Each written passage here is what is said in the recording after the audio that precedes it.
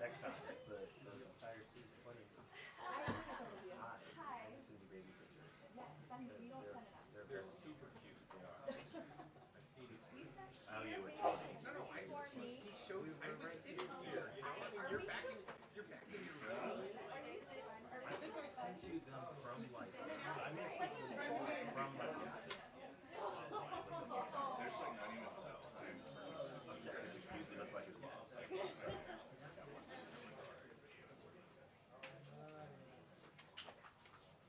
Ooh. So I missed work.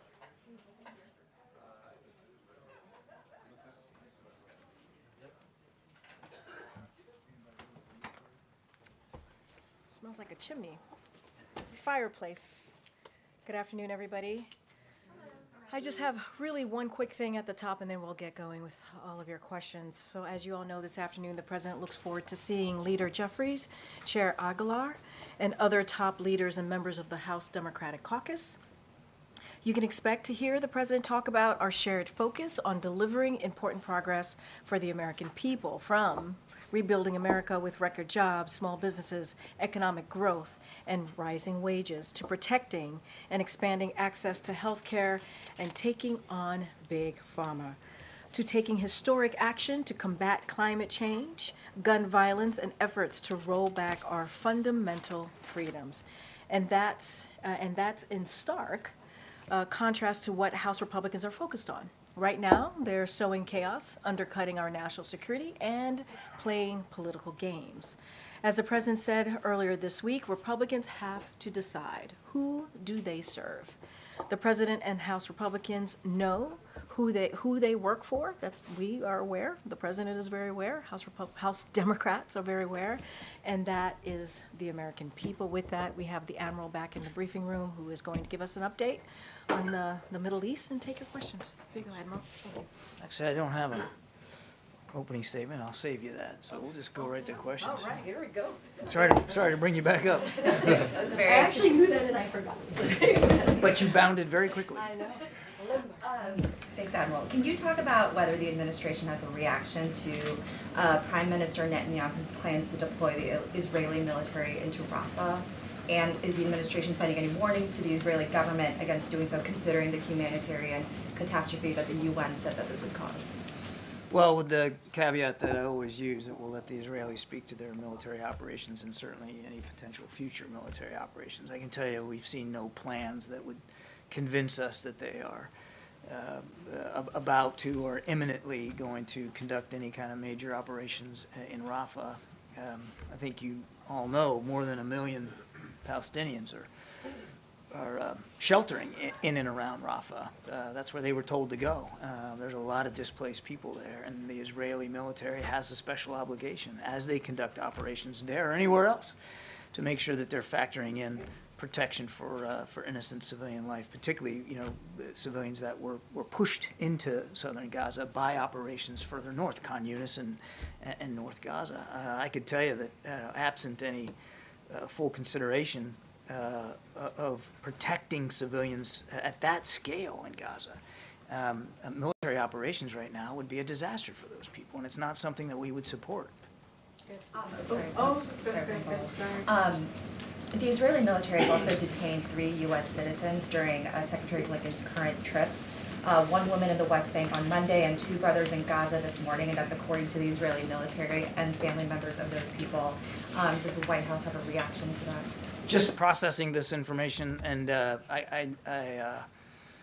so we want to know more about the reasons here, and I'm confident that our ambassador Jack Lew is looking into this. Obviously, this is the kind of thing we take very seriously. So we'll be talking to our Israeli counterparts and trying to get information, more context here about what happened. So, John, has Israel factored in protection of civilians in Rafah? Well, again, Steve, we've seen no indications that there's operational planning, or at least planning at the level of specificity that tells us an operation, a major ground operation around Rafah is imminent. So we just haven't seen the plan for it. Any such plan, when you have more than 1 million folks that have been displaced down there, any such plan would have to factor in. A responsible military plan would factor in making sure that you can protect those civilians. And as I said, given the circumstances and the conditions there that we see right now, we think a military operation at this time would be a disaster for those people. Prime Minister Netanyahu rejected the Hamas proposal on hostages. What happens now? Look, nothing's done until everything's done, and negotiations are ongoing. And as you heard Secretary Blinken say just yesterday in the region, that we're optimistic that we'll still be able to get a deal in place that will allow for an extended pause, allow for more aid to get in, and allow for a maximum number of hostages to get out. We're still working at this literally around the clock, and we're optimistic we can get there. Karen. On that, just to follow up, the president had said the other day that the response from Hamas seems to be a little over the top. Can you explain a little more about what part of that he was talking about? I'd really rather not get into the details and the parameters of the deal that's being discussed. As you know, there was an Israeli counterproposal put forward, and then Hamas responded. As I understand it, the Israelis are looking at the Hamas response right now and working their way through that. So the last thing I'm going to do is get ahead of them and their decision making. But as the president said, as Secretary Blinken said, there were parts of the Hamas response which were very positive, and there were parts which obviously we believe and our Israeli counterparts believe need a little bit more work. And there was the U.S. strike in Baghdad that killed a senior leader of Kataib Hezbollah, which the U.S. has said is responsible behind the drone attack in Jordan. Has the U.S. concluded the retaliatory strikes for the attack in Jordan, or should we expect more still to come? We'll have to wait and see. Thank you, Karine. John, I know you said that you haven't seen any informal plan for the IDF to go into Rafah. Well, I said we're not aware of any formal planning to do that. Okay, has the U.S. communicated everything that you just said about protecting civilians to Israel? Secretary Blinken, in his meetings with the Israeli leaders and the Prime Minister and the War Cabinet, made clear our concerns. And did that come with any conditions with supporting Israel and offering support resources in the future if that protection did not happen? He made clear our concerns, and I'm certainly reiterating them here from the podium. We're going to continue to make sure that Israel has what it needs to defend itself against Hamas. A big part of the supplemental request that we submitted back in October, and which I know is still being debated on Capitol Hill, has money in there specifically for Israel's security. Admiral, talking about the retaliatory strikes in Iraq, what's the U.S. response to the outrage from some Iraqi officials that called it a clear-cut assassination operation that disregarded lives of civilians? And what's the U.S. response to any political pressure in Iraq to expel the U.S. forces there? I'll let Mr. al-Sudani talk about whatever political pressure he's under. I would tell you that we fully respect Iraq's sovereignty. And our troops are there at the invitation of the Iraqi government to continue to advise and assist their military, their security forces as they continue to battle against a still viable ISIS threat. We're having discussions with the Iraqis, I think, as you know, about what that posture looks like going forward and the validity of that mission going forward. Those discussions are ongoing. But look, if there were no attacks on our troops who are there at the invitation of the Iraqi government, there would be no need for retaliatory strikes. Given those discussions, how difficult are those discussions given Iraq's relationship with Iran? We believe we have a good relationship with the Iraqi government. I'll let the Iraqis speak for their other bilateral relationships or their relationships in the region. We have a good relationship with the Iraqi government. We still believe that the advise and assist mission is something worth talking about and exploring the future of it, and I'll leave it at that. Really quick question on Ukraine. Ukraine replaced a top military general. What's the U.S. response to that? Is that an indication that the war isn't going as Ukraine and the U.S. had hoped? President Zelensky is the commander-in-chief of his armed forces. He gets to decide who his leadership is going to be in the military. That's what civilian control is all about. We know that. And we'll work with whoever he has in charge of his military. We'll continue to work with our Ukrainian counterparts. Thanks, Karine. Thanks, Admiral. Staying on that subject, do you have any concerns about instability in Ukraine as a result of this change at the top of the military? And also, can I ask, was that decision discussed with yourselves in the White House before? Discussed? well, was there any discussion between President Zelensky and yourselves or with President Biden about a need for the change at the top of the Ukrainian military? We're not concerned about Ukrainian stability as a result of this. He's the commander-in-chief. And civilian control of the military means you get to decide who your military leadership is. And he's doing that in a time of war. He should speak to that decision. I'm not aware of any discussions at high levels between U.S. and Ukrainian officials about that decision in a pre-decisional way. We talk to our Ukrainian counterparts all the time. But if the question is proposing that we were somehow we had some sort of right to give it a thumbs up or thumbs down, that's not true. This is President Zelensky's decision. There was no requirement for the Ukrainian government to run it by us. Thank you, Karine. So, John, if the Prime Minister of Israel, Mr. Netanyahu, said clearly yesterday that he ordered his troops to be ready to enter Rafah, why are you not taking his word at face value? Number one. And second, there was an internal report, military report, says that a fifth of the hostages in Gaza are dead already. I know you blame Hamas for taking them in the first place, but do you think that Netanyahu shares the blame too in obstructing every deal that could have been possible, jeopardizing the life of hostages, including American hostages? On your first question, as I said, we're just not aware of any specific planning for an imminent operation in Rafah, and I've already expressed our concerns about what that could look like for the Palestinian people that are there. Should it happen right now, and should it happen with no due consideration? On your second question, you're right. Hamas took the hostages. Hamas is responsible for their abduction. Hamas is responsible for any harm that comes to them, period. That's the end of it. And there was a deal in place that did manage to get a good number, dozens of hostages out over the course of a week. And since that ended, Nadia, we have been working almost nonstop to try to get another one in place. And those discussions are ongoing as we speak for an extended pause. It will be longer than the week that we saw. And we're hopeful, that we're optimistic that we'll be able to get there. I just want to clear something about you said about the two brothers, two American Palestinians who have been taken by the Israeli army. What exactly are you seeking? You said you wanted to. We're just processing. We're just processing these reports right now. We're obviously talking to our Israeli counterparts about this to get more information about what happened here. I mean, we take this seriously, as you would expect we would. And the American from Louisiana, who Same. also Same. in the West Bank was being arrested. Same thing. So will you update us on information about that? If I have something I can share, I will. But there's also privacy considerations we have to factor into. John, could I just parse a little bit more the Rafah statements? On the one hand, you said any military operation in a place like Rafah would have to take into consideration protection of civilians, and then you also said that any military operation in Rafah would be a disaster. So is it the U.S.'s position that there could be a military operation in Rafah that could be designed in a way that would be protective enough of civilians, or is the message any military operation would be impossible, any military operation would be indefensible given the situation in Rafah now?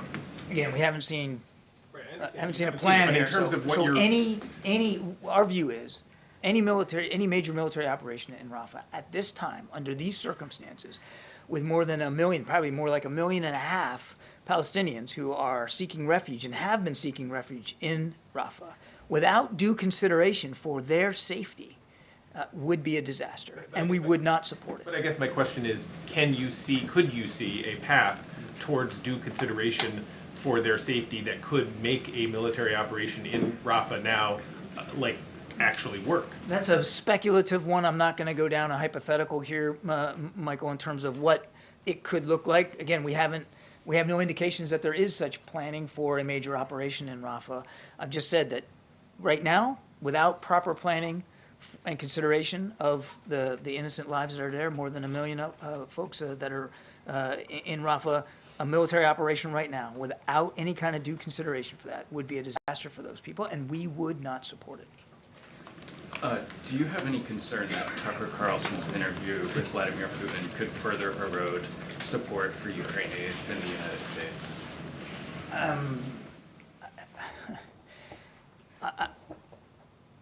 We're convinced that there is strong bipartisan support on Capitol Hill for supporting Ukraine.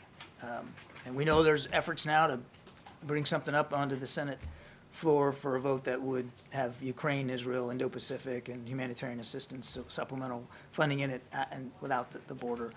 We'll let senators work that out. The president believes that support for Ukraine is critical, particularly right now, as Russia continues to try to hit their defense industrial base, continue to hit their units on that battlefront from east to south.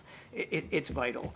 And he's confident that, and based on the meetings he's had with leaders on Capitol Hill and the discussions he's had, certainly over recent weeks, that, again, the leadership, even on the House side, the leadership is solidly in support of supporting Ukraine. Now, how they're going to be affected or impacted by a television interview, I couldn't begin to guess. I guess I'm asking beyond just Congress, among the American people, many of whom, watch Tucker Carlson's show and are inclined already to be skeptical of American support for Ukraine. Would hearing directly from Putin potentially erode that further, not just in the halls of Congress, but among the people? I think the American people know well who's at fault here.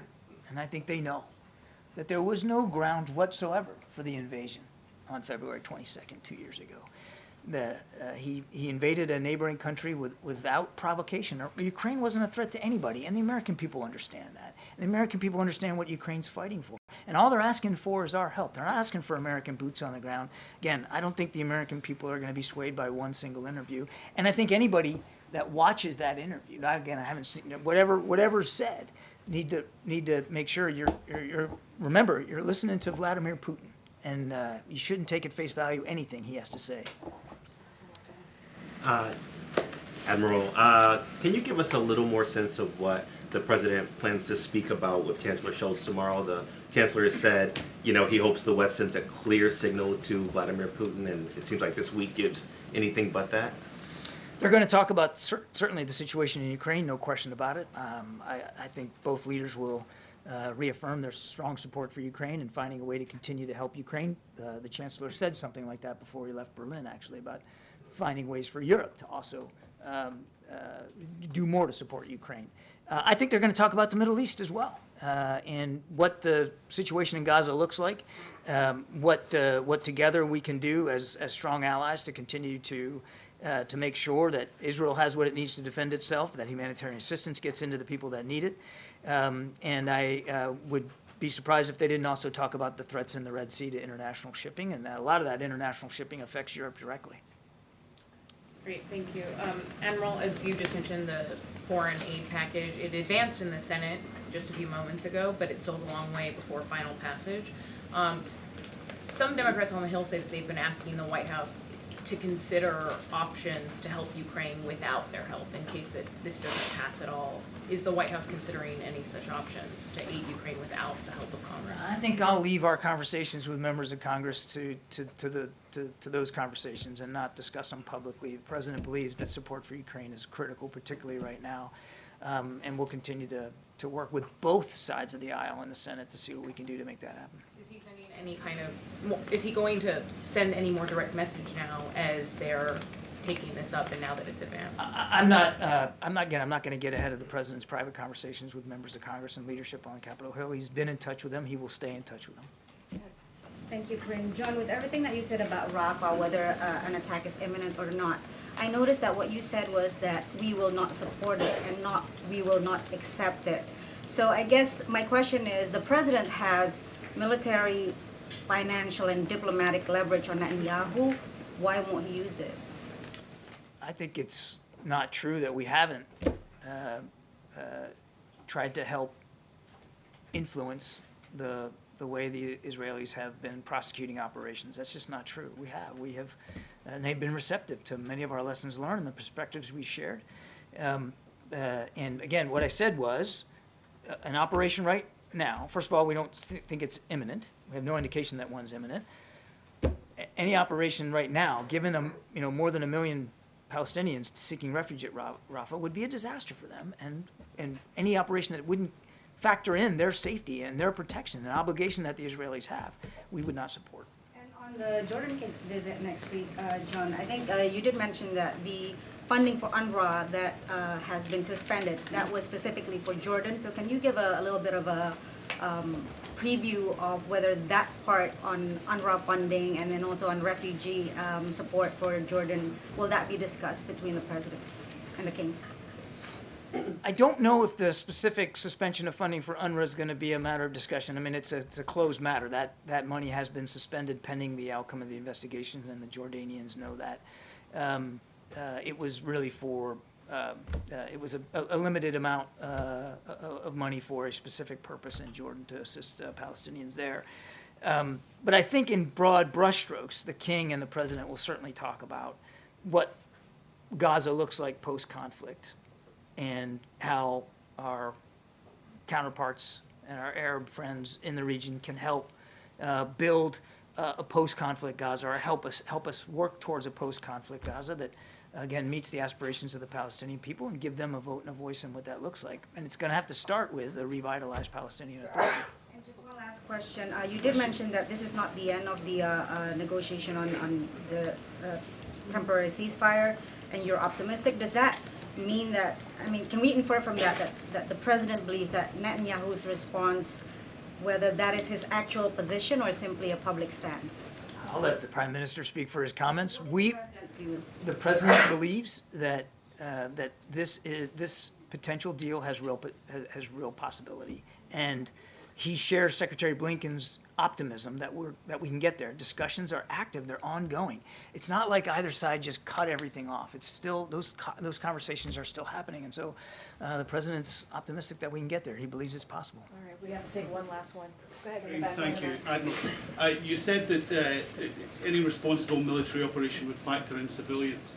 The 27,000 civilians have been killed in Gaza during the war, many of them children. So would you characterize the current military operation as responsible? And the second question is, Benjamin Netanyahu said the idea of sanctioning those in the West Bank who target Palestinians is irresponsible. What would your reaction be to that? I think our actions speak louder than our words. We have imposed visa restrictions, and we have executed sanctions on some for the cellular violence. And I think our actions speak pretty loudly about what we believe about that. And as for the civilian casualties, as I've said many times, I'll say again, the number should be zero. Too many have been killed, too many have been wounded, and we know that too many have been displaced from their homes. And that's why we're working so hard on this humanitarian pause, getting another extended pause in place so that the level of violence can come down, so that hostages can get out safely, so that more humanitarian assistance can get in. Again, actions speak louder than words, and I think our actions and our policies that we're pursuing speak pretty loudly about where the president's priorities are. Thank you so much, Matt. Thank you. Appreciate it. Thanks, everybody. Thanks, Admiral. Okay, Sonia. Great, two topics. Attorney General Merrick Garland said the special counsel investigation into the president's handling of classified documents is complete. So can you tell us whether the president was personally briefed on the contents of the report, and if so, when and by whom? So I don't have anything for you at this time. I would refer you to the Department of Justice or the White House, obviously the White House counsel, my colleagues there for specifics on the question you just asked. I just don't have anything to share at this time. The White House counsel office hasn't said those specifics. Is that something you can get back to us with, whether the I president would, was personally? honestly, you can just reach out directly to them. They have been pretty, as you know, my colleagues there have been pretty responsive. So I would really direct you to them specifically. And multiple times this week, the president in his public remarks talked about having conversations in 2021 with European leaders who were deceased at that time. So can you give us an explanation into why the president was referring to those people in those conversations and what exactly happened there? So I know there's been a lot of focus on this. I want to just step back for a second and just kind of think really kind of top level of what the president was talking about.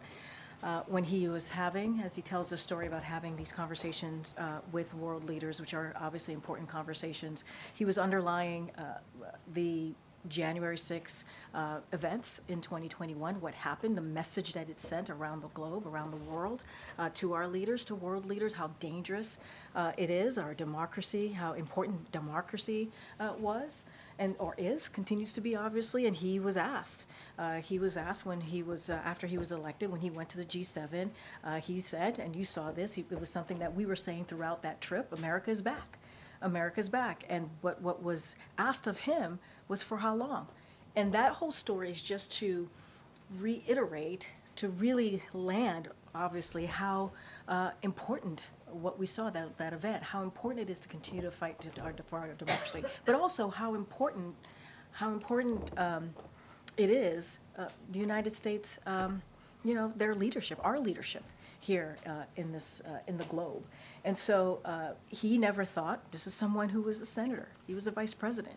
He has a relationship with some of these world leaders for decades, and he never thought that he would hear that. And so you hear him say that, you hear him talk about it, another part of it too is how unprecedented that moment was in January 6th when a 2,000 person mob went to the Capitol because they were lied to about the results of the election, because they wanted to overturn the election. So just really want to make sure that we get that we understand why the reason he was telling that story. And look, as it relates to the names and what he was trying to, to say, look, many people, elected officials, many people, they can misspeak sometimes, right? And look, let me give you a couple of examples. On Sunday, Speaker Johnson said Iran instead of Israel. This happens. Joe is not here. There are many times I call Joe from USA Today Michael. I'm sure he doesn't appreciate that. He doesn't. I've apologized to him many times. Now I call him JoJo because the president calls him JoJo. And also Sean Hannity himself has said Jason Chaffetz when he met Matt Gaetz. I mean, it happens. It really happens. Rick Scott even confuses saving Medicare money with cutting Medicare, pardon me. And so this happens. It happens to all of us, and it is common. But I do want to make sure we don't forget what the overall arching kind of theme, what he is trying to say about our leadership on the global stage. Okay. All those people you mentioned, yourself included, are a lot younger than the president, and obviously as he's heading into the election season, one of the things that people are talking about in polls is a concern about his age. What do you say then to Americans who have that concern and they see 3 times in just a couple days the president getting the name of a leader wrong and referencing somebody who is deceased? So look, again, as you just stated in your question to me, I just laid out other leaders in their community or elected officials who have done the same. So it is not uncommon. Look, as it relates to what the American people feel or what the American people think, I want to be really careful because you did ask me that question in a context of the election, so I can't really speak to the election, any upcoming election, but I can say this. This is a president that has had a very successful 3 years. When you look at the economy, when you look at climate change, when you look at COVID, all the crises that he had to deal with when he walked into this administration, that was done by someone who has experience, understands relationship on the other side of Pennsylvania, understands what it means to bring 2 sides together, to get things done, understands where the people are and our Americans are and what they're feeling and how to deliver. And that's why you see an economy. All the data shows, and even experts, and some of you have written how the economy has come back. A lot of that is because of what this president has done. So look, his leadership, his experience, we believe, speaks for itself. And I think that's what is important. And I hope that the American people see that. If I can just, on the documents question, just to try it. The president did say last January that when it comes to his handling of classified documents, there's no there. Is that still the case? Well, I'm not gonna get ahead, certainly, of what is going to come out. I'm just gonna be really mindful here. I'm just not gonna get into at this point right now, it would be me making a hypothetical comment because we just don't have anything at this time, obviously. But any specifics, any details or anything related to that, obviously, as it relates to our comments from here would have to come from the White House counsel. I just don't have anything to share at this time. Go ahead, Kevin. When you're in meetings with the president, how often does he confuse names like we've seen him do? I have not seen him do that. Meetings I've been. It was a pretty landmark Supreme Court day today. How closely was the president tracking that? Did he watch it on TV? So I'm going to be really careful. Obviously, it's an ongoing legal case, so can't comment on an ongoing legal case as it relates to your question about the president. He's been busy all day, obviously delivering and working on the business for the American people. I just don't have anything on his cable watching schedule today. Okay, go ahead, Steve. Not to belabor the point, but how would you describe the president's overall health? His overall health? Yes. I mean, that is, I mean, you see him for yourself, just like I see him for myself. I am not a medical doctor, cannot comment on his overall health. Obviously, you've heard directly from his physician. He's put out a detailed memo and document on the president's health. You saw him do that last year. He's going to have another annual physical, which we will be transparent, just like we have been the last 2 years, and share that with all of you. It's just not for me to comment on the president's medical health. Good. Thanks. A couple times in the past few days, the president has said that he does not support abortion on demand. How does he define abortion on demand, and does that mean there are restrictions that he does want to see? So look, I mean, the president has always been consistent when it comes to that particular question, which is, look, he has been really clear and unequivocal when it comes to supporting, restoring the protections of Roe in the federal law. And look, you know, as you all know, for nearly 50 years, Roe was the constitutional law. It was the law of the land. And it gave the right for women and their doctors to make decisions about their own health care. And that is what we are going to continue to fight for, to make sure that Roe becomes, asking Congress to act, make sure it becomes the law of the land. But look, he believes, and he's been unequivocal about it, that he supports restoring the protections of Roe in the federal law. What does abortion on demand mean to him? Because while Roe was the law of the land, there were restrictions enacted in many states, waiting periods, other things like that. Are those things he is comfortable with? And there is a concern, I think, from abortion advocates that using language like abortion on demand is repeating a conservative talking point that they view as stigmatizing. What I can say is, and he has said this multiple times, he believes in restoring the protections of Roe, what is in Roe, what has been written in Roe, what has been laid out, the provisions in Roe for almost 50 years before, obviously, it was overturned back in 2022 by the Supreme Court. That's what he believes, and that's what I would point you to. I don't have anything else to add beyond that. Go ahead.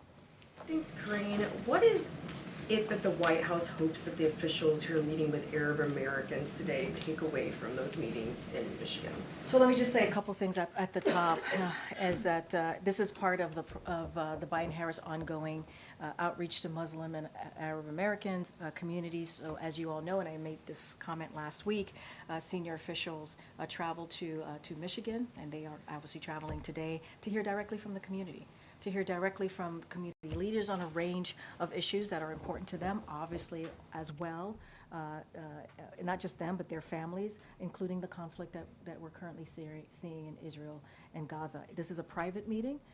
We want to give them the space to have a meeting that certainly has candor, certainly where we can hear directly from them. So don't want to get too far into what's going to be discussed, but we want to hear directly from them. We want to hear their concerns. We believe it's important for these leaders to be able to speak directly to officials in the White House. As you know, we have been consistent with having outreach to the Arab American and Muslim American leaders and communities, obviously, also the Jewish community as well, Jewish American community. That has been going on for some time, and so we are. My colleagues, White House officials, are looking forward to this conversation. I want to be really careful. It's a private conversation. We want to give them the space to have that privacy. You're stressing repeatedly that they want to hear from them, but is anything that would come up in that meeting or any of the other ones going to affect or change U.S. policy? I want to be really careful. These meetings, folks are going to speak in a way that they have the space for it to be open and honest. We want to make sure that there's privacy in these meetings. It is critical, it is crucial for these participants to be able to do that, to speak freely. I do want to underscore what you've heard from the president numerous times. Obviously, we mourn the innocent lives that have been taken in this conflict, and we've said that in Palestinian lives and also in Israel as well. We mourn those lives, but I want to be mindful and careful. I don't want to lay out a specific agenda or what is going to be next steps. Obviously, they're going to have those conversations. Well, perhaps more broadly then, what is the White House's message to Arab Americans who are frustrated with President Biden's Middle East policy and they want to see him break with Netanyahu and declare a ceasefire? So look, our message has been always very clear. He is working very hard around the clock. You've heard from the Admiral, you've heard from the President, you've heard from the National Security Advisor very recently, Jake Sullivan.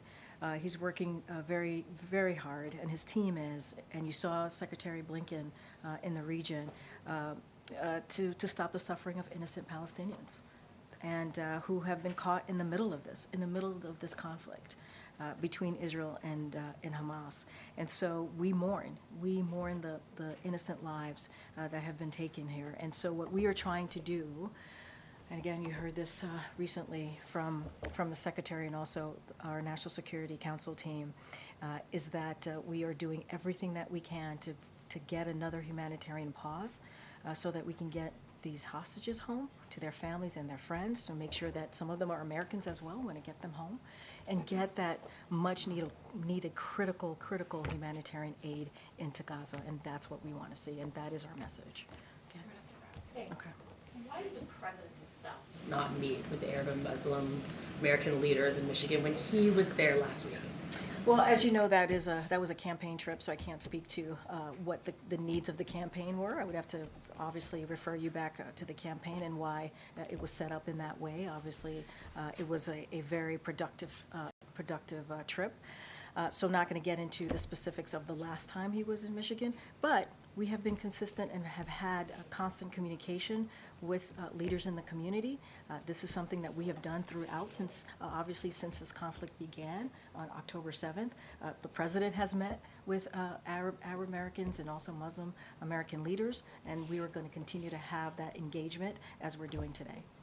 Some examples of those meetings and that kind of engagement? I mean, you know of one of them that the president has had specifically. You know of also a Jewish American meeting that he's had not too long ago. I just don't have anything else to read out to you, but you are aware that the president has been consistently meeting with them.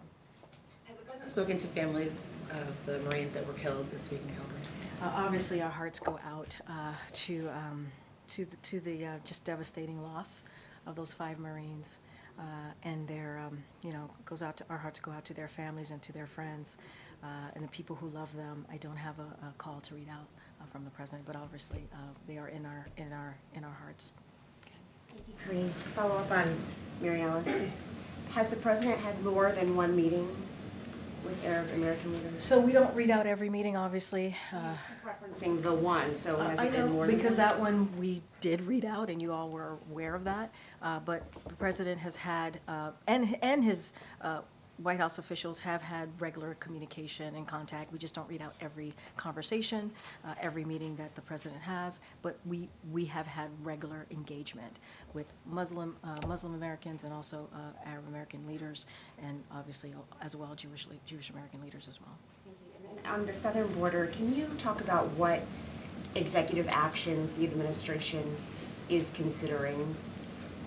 So let me just say this at the top, because I think it's really important, and the president, I think, laid this out brilliantly the other day about what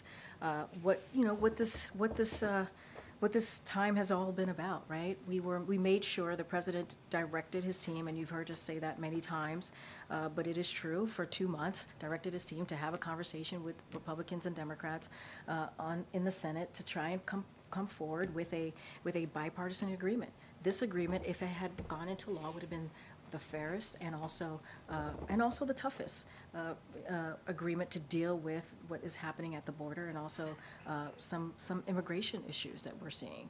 And let's not forget, the immigration system has been broken for some decades now, and congressional Republicans are choosing to put partisan politics. You heard me say at the end of my topper basically was they have to decide who do they work for. Who do they work for? As it relates to executive actions, look, no executive action, no matter how aggressive, can deliver the significant policy reforms and additional resources Congress can provide that Republicans have rejected. In order to actually deal with this, we need them to legislate.